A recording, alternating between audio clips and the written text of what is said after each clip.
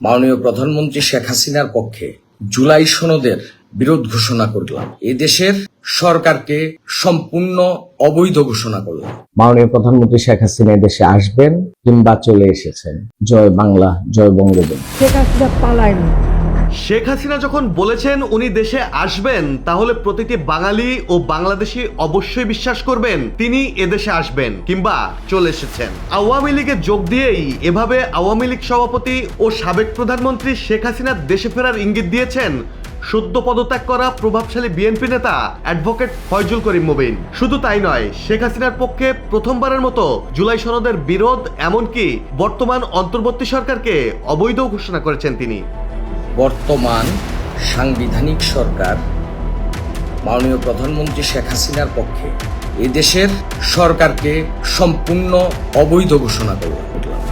শেখ হাসিনাকে এখনো বাংলাদেশের বৈধ প্রধানমন্ত্রী উল্লেখ করে মুবিন বলেছেন, জীবন অবাক না করলে কে করবে? 28% মিল্ক ফ্যাটের অবাক করার সাথে ফ্রেশ মিল্ক পাউডার। জীবন অবাক করুক প্রতিদিন। শেখ হাসিনা যখন বলেছেন দেশে আসবেন, তাহলে দেশ ও দেশের বাইরে থাকা প্রতিটি বাঙালি ও বাংলাদেশি বিশ্বাস করবেন মাননীয় প্রধানমন্ত্রী শেখ হাসিনা এদেশে আসবেন বা চলে এসেছেন।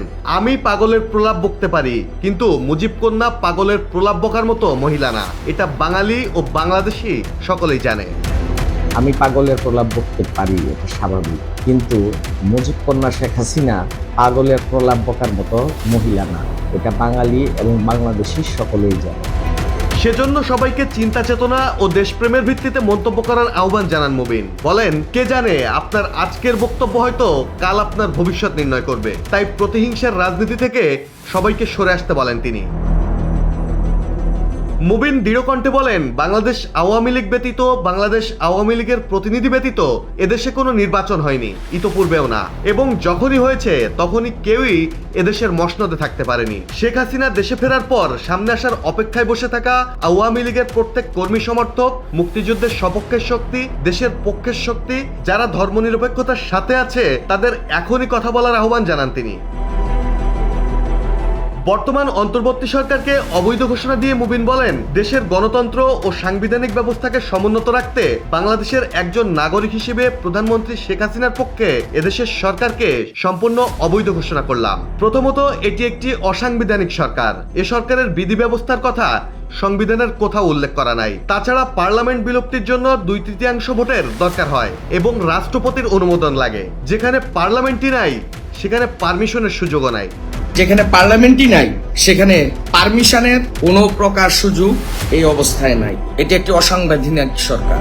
মুবিন বলেন, দেশের প্রেসিডেন্টের কোনো প্রকার সাংবিধানিক অধিকার ছিল না। তাই দেশের বর্তমান চিফ অ্যাডভাইজারকে যে শপথ বাক্য পাঠ করিয়েছেন তা সম্পূর্ণ অবৈধ। সম্প্রতি ব্যক্তিগত ও রাজনৈতিক কিছু কারণ দেখিয়ে বিএনপি থেকে পদত্যাগ করেন মুবিন। তারপর ফেসবুক লাইভে শেখ হাসিনাকে ধর্মনিরপেক্ষ এবং আওয়ামী লীগকে মুক্তিযুদ্ধের সপক্ষের দল উল্লেখ করে আওয়ামী লীগে যোগ দেওয়ার ঘোষণা দেন তিনি। বক্তব্যের শেষে বলেন, জয় বাংলা, জয় বঙ্গবন্ধু। তারপর থেকে দেয়া মুবিনের একের পর এক বক্তব্য এখন সোশ্যাল মিডিয়া থেকে ঝড় তুলেছে দেশের রাজনৈতিক অঙ্গনে। ফয়জুল করিম মুবিন কিশোরগঞ্জ জেলা বিএনপির সহ দপ্তর সম্পাদক, পৌর বিএনপির সদস্য ও জাতীয়তাবাদী আইনজীবী ফোরামের যুগ্ম আহ্বায়ক ছিলেন। তার বাবা মরহুম ফজলুল করিম ছিলেন কিশোরগঞ্জ সদর আসনের সাবেক সংসদ সদস্য ও বিএনপির প্রতিষ্ঠাতা জিয়াউর রহমানের প্রতিমন্ত্রী। মুবিনের আওয়ামী লীগে যোগ দেওয়া নিয়ে রাজনৈতিক অঙ্গনে চলছে তুমুল আলোচনা। কেউ বলছেন এটি বিএনপির জন্য বড় ধাক্কা। অন্যদিকে আওয়ামী লীগের স্থানীয় নেতারা মনে করছেন মুবিনের মতো অভিজ্ঞ রাজনীতিবিদদের যুক্ত হওয়ায় সংগঠন আরো শক্ত হবে। ডেস্ক রিপোর্ট, জয় জয় দিন।